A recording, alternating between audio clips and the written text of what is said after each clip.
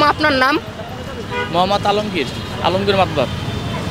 তো কয়েকদিন পর তো ঈদ এসে পড়ছে, ঈদের যাত্রী কেমন হচ্ছে আপনার? আমাদের বর্তমানে ইনকাম অনেকই কম, ঈদ আমাদের জন্য না।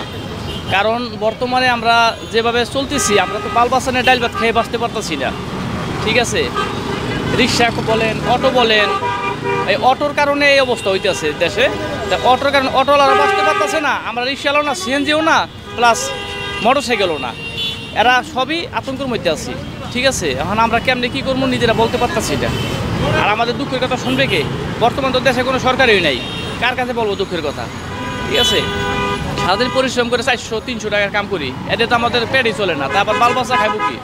আবার ঈদ করবো তো দূরের কথা, ঈদের তো কাপড় তো কেনার মতো তৌফিক নেই আমাদের। বলেন এখন আমরা কোথায় যাব, কার কাছে যাবো, আর কার কাছে দুঃখের কথা বলবো? দুঃখের কথা শোনার মতো মানুষ এই দেশে নাই। ঠিক আছে, স্বৈরাচারী সরকার তারাই দিয়ে এখন দেশে যে এমন অবস্থা, গরিব মানুষ না খাইয়ে মরতে আছে। হে থাকলেও ভালো ছিল, হে থাকা সত্ত্বেও অনেক ভালো ছিল, সে যাওয়ার পর দেশের মানুষ না খাইয়ে মরতে আছে। কথা বুঝতে পারছেন? বর্তমানে তো ঈদের বাজার, যাত্রী অনেক বেশি থাকার কথা, কিন্তু যাত্রী হচ্ছে না কেন?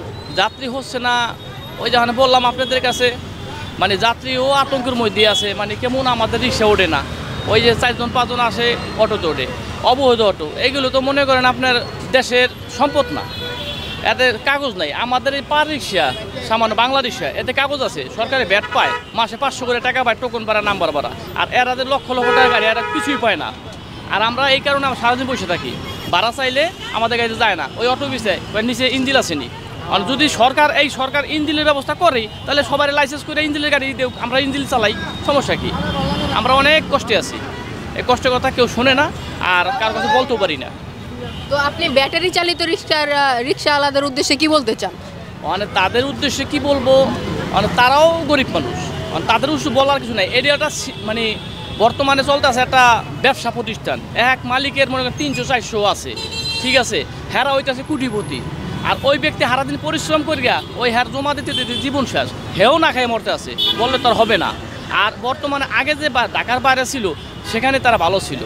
ঢাকার রাজধানীতে এসে বড় বড় গাড়ির সমস্যা হইতেছে, আমাদের পেটে লাত্তি মারতেছে, সিএনজি না খাইয়ে মরতেছে, মোটর সাইকেলও গাড়ি পাইতেছে, মানে যাত্রী পাইতেছে না, বিভিন্ন সমস্যার মধ্যে আছি। বর্তমানে একটা যাত্রী 4 জনে কারাকারি করি, 4 জনে করতেছে। কেমন মোটর সাইকেলে টানতে আছে, ভাই আসেন রিক্সার ভাড়া দিয়েন। সিএনজি টানতে আছে, সিএনজি 1200 টাকা জমা দিতে পারতেছে না। আমরা পায়ের রিক্সা পয়সা রয়েছি, সারাদিন 200 কামাই গেলে 300 খাইয়ে এলাম লাগে, কারণ কেউ জিগায় না কেমনে কি করবো। আর পোলা ভাই তো বাড়িতে না খাই রয়েছি, কিছু বলাতে নেই। আর যদি এই সরকার যদি মনে করেন আপনার ওই গাড়ি দেয়, ব্যাটারি চালিত গাড়ি, তাহলে লাইসেন্স করে দেও, সারা বাংলাদেশ সব জায়গায় চলুক, ফ্লাইওভার দিয়ে চলুক, সমস্যা কি? কারণ হ্যাঁ, তো সরকার তো সাইড না লাভ হইতেছে না, পাইতেছে না। আর আমাকে পার রিক্সা পাইতেছে 500 করে মাসে পাইতেছে, টোকন ভাড়া, নাম্বার ভাড়া পাইতেছে। তো আপনারা এই ব্যাটারি চালিত রিক্সা চালাচ্ছেন না কেন তাহলে? চালাইছে অবৈধ গাড়ি, আমরা চালাবো না। তো আমরা তো দেশের নাগরিক, আমরা ভালোটা চালাবো, যেটা দেশের সরকার মনে করেন পরিচালনা করে গেছে, পাকিস্তান আমলতে, পূর্বকালে আমলতে করে গেছে, এইটা চলবো। আর এইটা জীবনে উঠবো না, এই কারণে আমরা এই চালাইতেছি। ওটা তো এই শুনি কাইল উঠে যাবো, পরশু দিন বন্ধ হয়ে যাবো, এরকমই হইতেছে, কিন্তু বন্ধ হইতেছে না। আর ওই মানুষ মরতে আছে খালি।